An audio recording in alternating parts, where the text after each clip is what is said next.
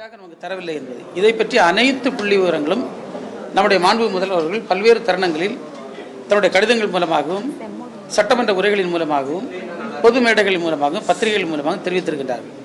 அது நமக்கு எல்லாருக்குமே தெரிஞ்சது.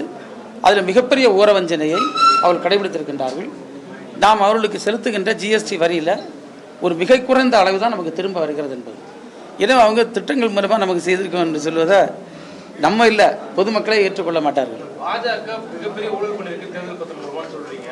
ஆனா தமிழ்நாடு பாஜக அண்ணாமலை என்ன சொல்றாருன்னா, மாநில கட்சியா இருக்கக்கூடிய திமுக பெற்றக்கூடிய நிதியும் 18 மாநிலங்கள் ஆட்சியில் இருக்கக்கூடிய பாஜக பெற்றக்கூடிய நிதியும் ஒப்பீட்டு பார்த்தா விகிதாச்சாரத்துல திமுக பெற்றதே அதிகம். யாருக்கு இருந்து வாங்கினாங்க, ஏன் வாங்கினாங்கன்னு உங்களுக்கு விவரமா சொல்ல முடியுமா?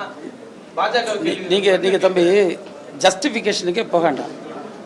இதை கொண்டு வந்த நேரத்தில் நான் தான் சொன்னேன், ராகுல் காந்தி சொன்னார் இதை லூட்டிங்னு சொன்னார், இது கொள்ளையடிக்கக்கூடிய முயற்சி.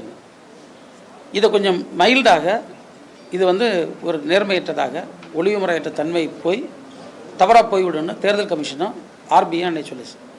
இது ரெண்டையும் மாரி அவங்க கொண்டு வந்தாங்கன்னா அப்போவுமே அவங்களுக்கு உள்நோக்கம் இருந்திருக்கிறது. ரெண்டாவது, அந்த மோடஸ் ஆப்பராண்டி எப்படி இதை இங்கே நடைமுறைப்படுத்துகிறாங்க. இது யாரும் கொண்டு போய் மற்ற கட்சியில் கொடுத்த மாதிரி டொனேஷன் கொடுத்ததில்லை. அவங்க பெரும்பான்மையான இது 3 வழியில் தான் வாங்கியிருக்காங்க. ஒன்று நம்ம என்ன இன்டிமிடேஷன், அதாவது பயப்படுத்தி அச்சுறுத்தி வாங்குது. அதுதான் ஐடி ரைடு, அதே போன்ற இடி ரைடு, இது போன்றவை நடந்து கொண்டிருக்கக்கூடிய நேரத்தில் அது சம்மந்தப்பட்ட நிறுவனங்கள் கொடுத்துருக்கக்கூடிய பணம். இன்னொன்று கான்ட்ராக்ட்ஸ் அவார்ட் பண்ணுக்கு முன்னால், பெரிய பெரிய கான்ட்ராக்ட்ஸ் கொடுக்க முன்னால் வாங்கியிருக்கு. அப்போ அவங்க ப்ரீ கண்டிஷனோட தான் வாங்கியிருக்காங்கன்னு தெளிவு. தமிழ் ஒரு நிமிஷம் நீங்கள் ப்ரீ கண்டிஷனோட வாங்கியிருக்காங்கன்றதை பலவர் நம்ம தெளிவுபடுத்தியிருக்கோம். மூன்றாவது பார்த்தீங்கன்னா, நஷ்டத்தில் இயங்கக்கூடிய கம்பெனி எப்படி கொடுத்தது, அப்படியே பணமே இல்லாத கம்பெனி நட்டத்தில் இயங்குதுன்னு சொல்லி பொதுத்துறை பொதுமக்கள் சார்ந்த பணத்தை வாங்கினோம், அதை திரும்ப கூட கொடுக்க முடியாதவன் எப்படி இவ்வளோ தேர்தல் பாண்டு கொடுக்க முடிச்சது. அப்போ இது எல்லாமே ஒரு திட்டமிட்ட மோசடி என்பது தான் பொதுவான கருத்து. எங்களுடைய கருத்து மட்டும் இல்லை, இன்றைக்கி விவாதப்படுத்தப்படுகின்ற ஒரு கருத்து.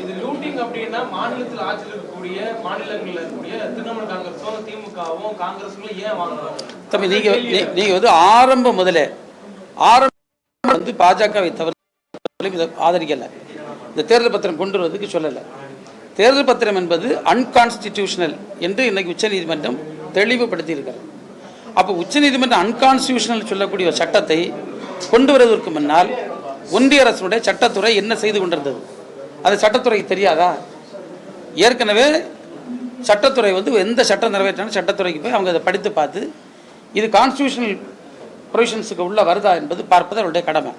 அப்போ அந்த கடமை அவங்க தவறிட்டாங்களா, ஒத்துக்கிடுவாங்களா? இப்போ இருட்டு கொண்டு ஓட்ட அடைக்கியது. அது எங்கள் மீது அவர்கள் சொல்ல எந்த நியாயம் இல்லை. நீங்கள் இது உருட்டு கொண்டு ஓட்ட அடைக்கியது.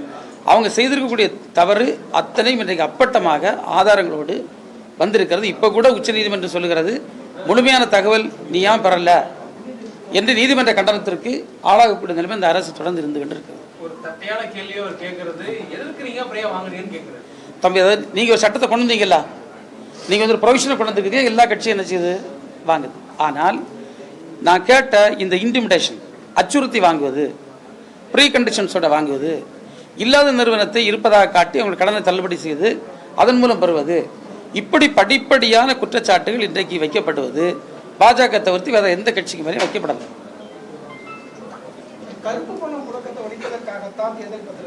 இப்போ நம்ம இது மோடி அவர்கள் பேசின கதையை பற்றி கொஞ்சம் அதில் ஏதாவது கொஸ்டின்ஸ் தான் கேட்குது. ஏன்னா அவர் அந்த அளவுக்கு அப்பட்டமான பொய்யை கன்னியாகுமரியில் பேசிட்டு போயிருக்காரு.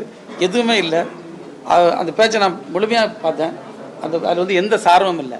நீங்கள் அவர் ஏதோ சாதாரணமாக இந்த ஆங்கிலத்தில் ரிட்டோரிக்கல் லாங்குவேஜ்னு சொல்லுவோம், ஒரு ஆர்னமெண்டல் வேர்ட்ஸ், நல்ல அழகான வார்த்தைகளை வச்சு மக்களை உணர்வுபூர்வமாக கையெடுப்பதற்கான சில முயற்சிகள். அதே மாதிரி தான் அவர் ஒவ்வொரு இடத்துலையும் பேசிகிட்டு இருக்காரு. அப்போ இங்கே நீங்கள் பார்த்தீங்கன்னா தமிழ்நாட்டுக்கு சொல்லும்படியே எதுவுமே இல்லை. அதனால தான் அவங்க பேசிகிட்டு இருக்காங்க. நான் கேட்குறேன், அவர் இனிதான் ராமராஜ்யத்தை கட்டமைக்க போகிறாங்களாம். அப்போ இந்த 10 வருஷம் என்ன செய்யிட்டு இருந்தாங்க? 10 வருஷம் நீங்கள் அமெரிக்க ஜனாதிபதி பார்த்தீங்கன்னா 2 டேர்ம் தான். இவருக்கு 2 டேர்ம் முடிஞ்சிட்டு. இந்த 2 டேர்மில் 10 ஆண்டு காலத்தில் நாங்கள் இதை செய்தோம், இது உங்களுக்கு பயன்பட்டுருக்குன்னு சொல்ல முடியுமா? நீங்கள் ஒன்றிய அரசுக்கு ஸ்கீம்ஸ் பற்றி பேசுகிறார். நம்முடைய மாண்பு முதல்வர்கள் மிக தெளிவாக அதை பற்றி பேசியிருக்கின்றார். நம்முடைய நிதியமைச்சர் இந்த நிதியம் சட்டமன்ற கூட்டத்தொடரில் மிக அற்புதமாக தன்னுடைய உரையில் குறிப்பிட்டார். ஒரு பிரதமர் வீடு வசதி திட்டம், அதில் எத்தனை சதவீதம் ஒன்றிய அரசுக்கு, எத்தனை சதவீதம் மாநில அரசுக்கு? அப்போ எல்லாவற்றிலும் பெரும் பங்கை அளிக்கக்கூடியது மாநில அரசு. ஆனால் பெயர் மட்டும் ஒன்றிய அரசுக்கு பேர் இருக்குது. இதைத்தான் நம்ம எதிர்த்துட்டு இருக்கோம். அப்போ நம்ம தொடர்ந்து திட்டங்கள், மக்கள் நலன் சார்ந்த திட்டங்களை தந்துட்டு இருக்கோம்.